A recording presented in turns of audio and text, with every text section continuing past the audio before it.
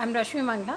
I'm working as an assistant professor for the BBA department of St. Andrews Institute of Technology and Management. The subject that I'll be teaching today is Human Rights and Values. This is our 10th lecture of HRV. Now, the topics that we'll be covering today are disadvantaged groups. We had already covered two groups in the previous class. We'll be covering the next two today. That is, we had covered women and children in our previous class. Today we'll be covering scheduled caste and scheduled tribes and homeless and slum dwellers in detail. Okay, so let's begin. Now, as I told you, we have mainly the main disadvantaged groups which are prevalent are women, children, which we had covered in the previous class. Today we'll be covering scheduled caste and scheduled tribe and homeless and slum dwellers. And in the next lecture, which will be the last lecture of unit 2, we'll be covering the remaining two. Alright, so let's begin with scheduled caste and scheduled tribes.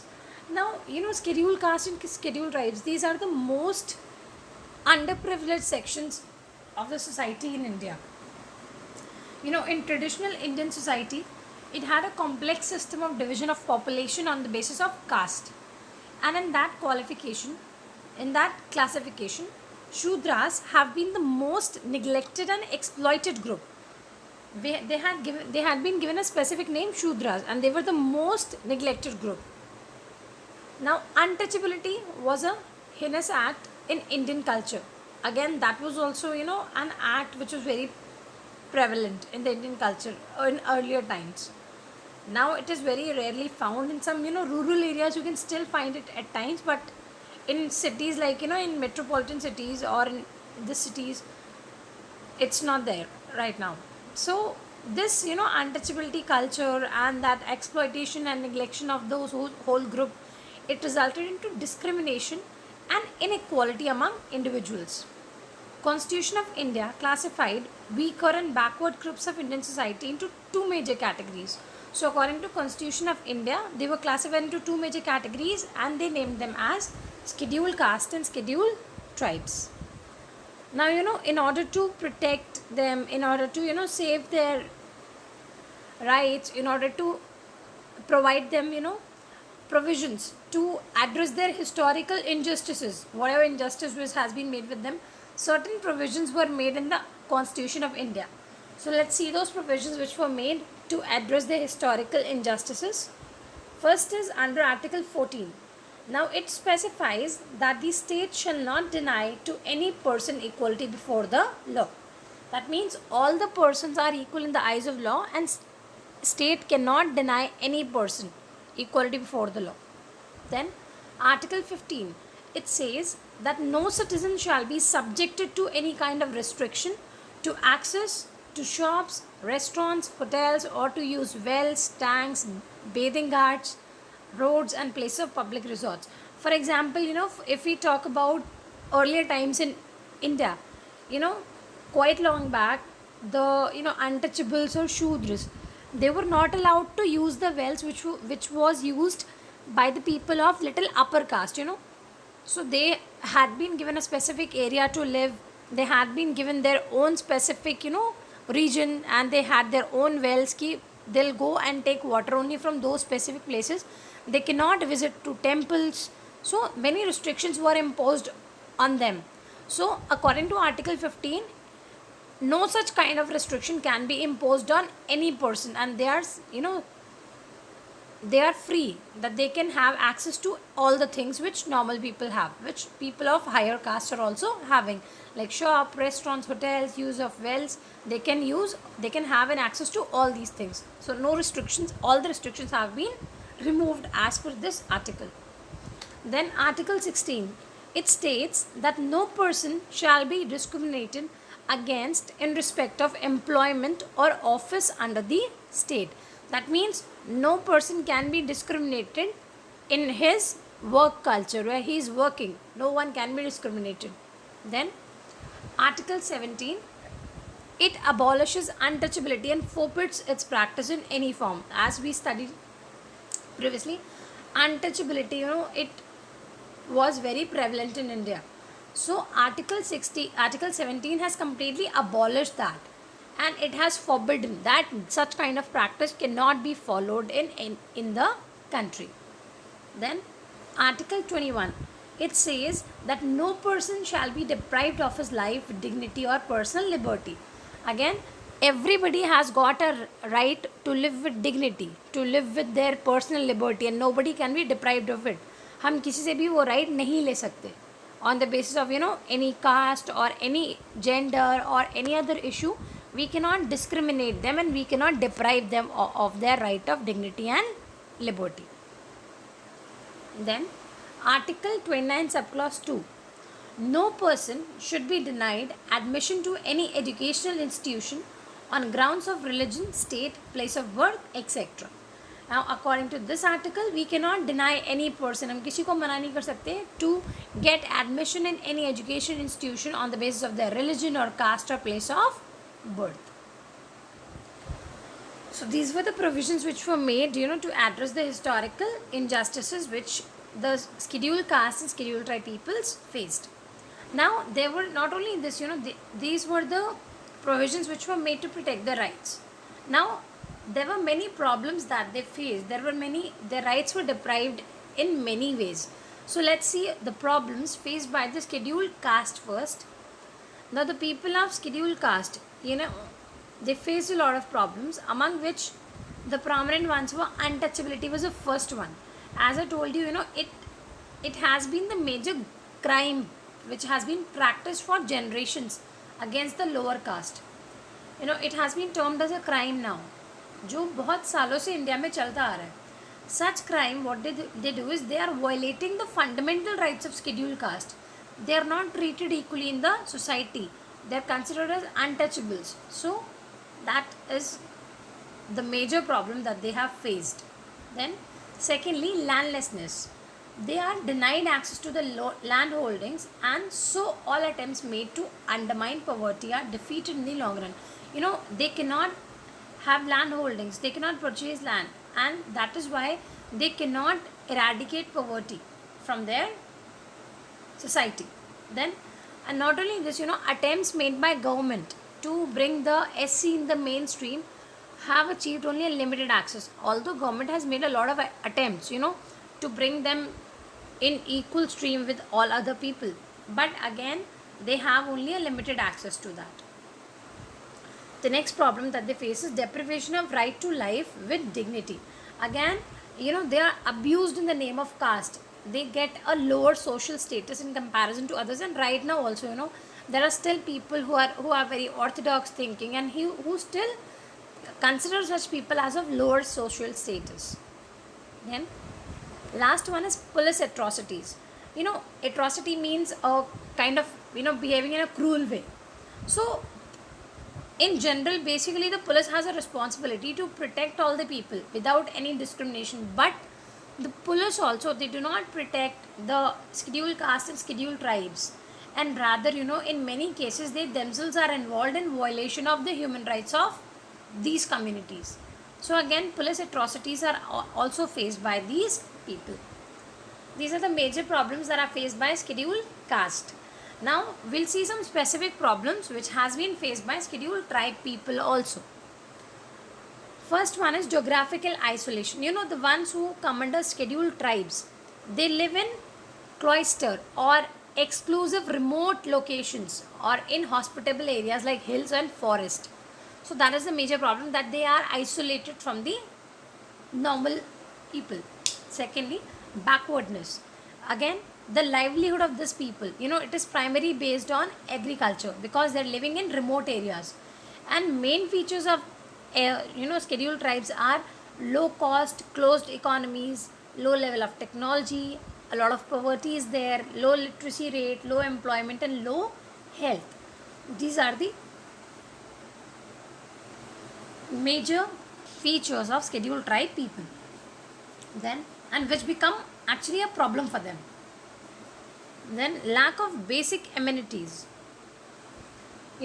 Because they're living, again, the main reason is because they're living apart, they're living away from the general people, away from the city life. So they face malnutrition, they face a lot of diseases, lack of proper food is there, and some of them have excess intake of liquor, and they have lack of schooling and education.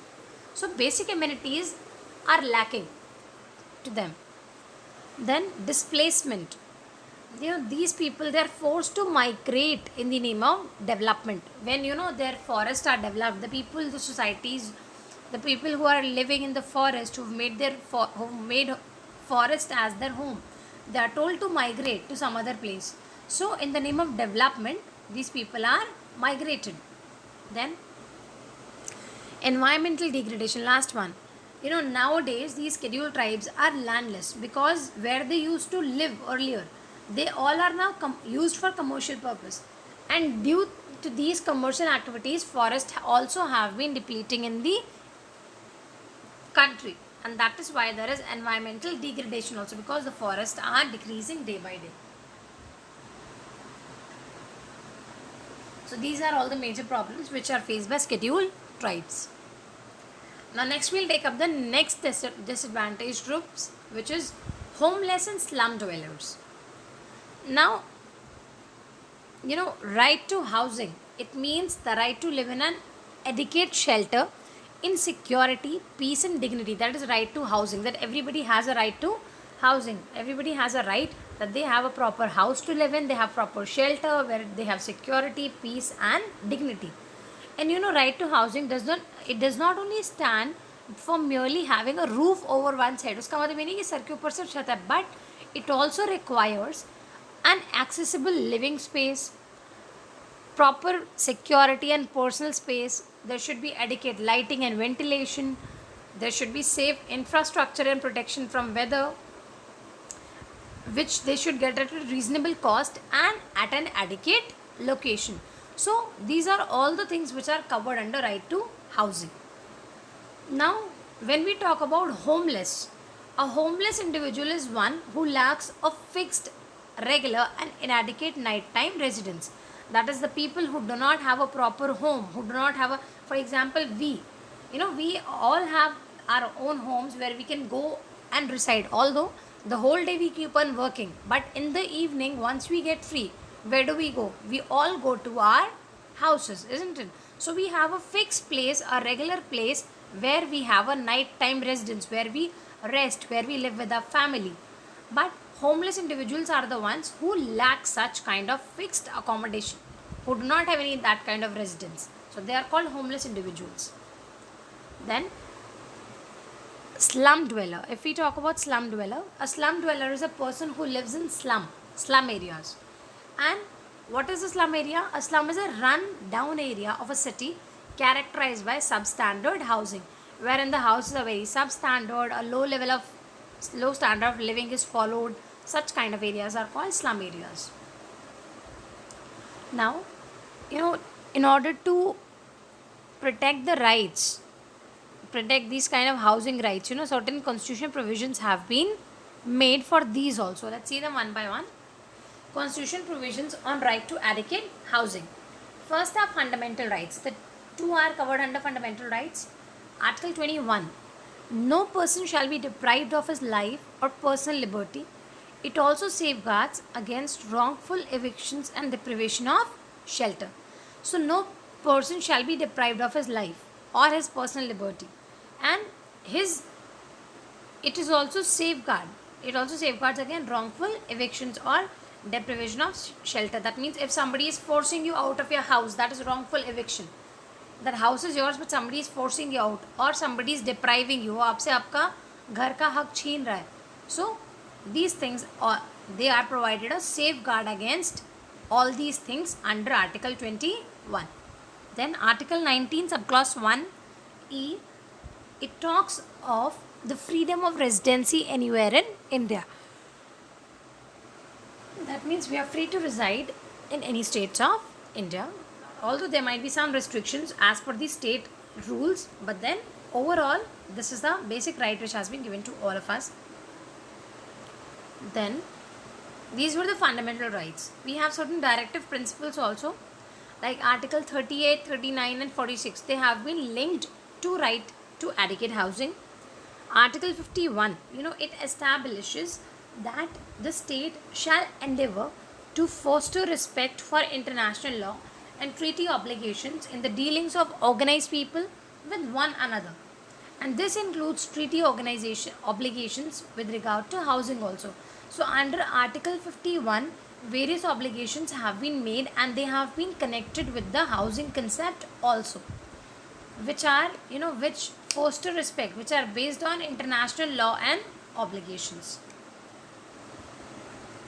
Then these were all the provisions which have been made. Now, just like the other disadvantaged groups, homeless and slum dwellers, they are also deprived of their rights. They also face a lot of problems. So let's see them one by one. Deprivation of rights of homeless and slum dwellers, or we can also say the problems which are faced by homeless and slum dwellers. First is forcible eviction. Now, forcible eviction, as I told you, it means permanent or temporary removal of individuals or families against their will from homes and lands which they occupy. They don't want to leave the place, but they are forcefully told to evict. As for example, you would have seen in old movies, if you remember old Bollywood movies, people who are living in slum areas या फिर जो झोपड़ झुग्गी में लोग रहते हैं. So when some contractor takes up a contract to build some multiple complexes or build some malls over there, what they do is they just evict them out of the houses. And the people don't want to leave them, but they are told to do so forcefully. So that is what forcible eviction is. That's just an example that I'm telling you. So such kind of removal of individuals from their places without their will, that is called forcible eviction. Then secondly, development schemes. Now again, these schemes are launched by government for urban renewal, city beautification project or real estate development, etc. And these kind of development schemes, they might lead to displacement of various people. Then discrimination. Now homeless and slum dwellers, they are not treated equally in the society. They are thought they are criminals, they are dishonest, or they are even considered as beggars, and this violates their right to live with dignity. Then land grabbing and land speculation. Elevated property values and process of gentrification push low income families to increasingly increase situation including homelessness. Such kind of elevated property values, that property values are increasing day by day, and these people, they are unable to purchase. They are from low income families, so that is why their situation of homelessness is increasing day by day, because property is getting pricier and pricier, and these people, they do not have adequate money. Then last one, lack of adequate rural development. Less investment in rural development, housing, livelihoods force people to migrate to larger cities, because in rural areas there is not much development, so they are forced to migrate to larger cities, and in larger cities they are lacking. They do not have their affordable housing spaces, which leads to unsafe or inadequate housing conditions of such people. So these are all the rights, all the rights which are deprived of homeless and slum dwellers. That's all for today, children. Let's see the questions based on today's concept. How scheduled castes and scheduled tribes are deprived? What do you mean by deprivation of homeless and slum dwellers? Or what problems do they face? Stay tuned for the upcoming lectures. Thank you.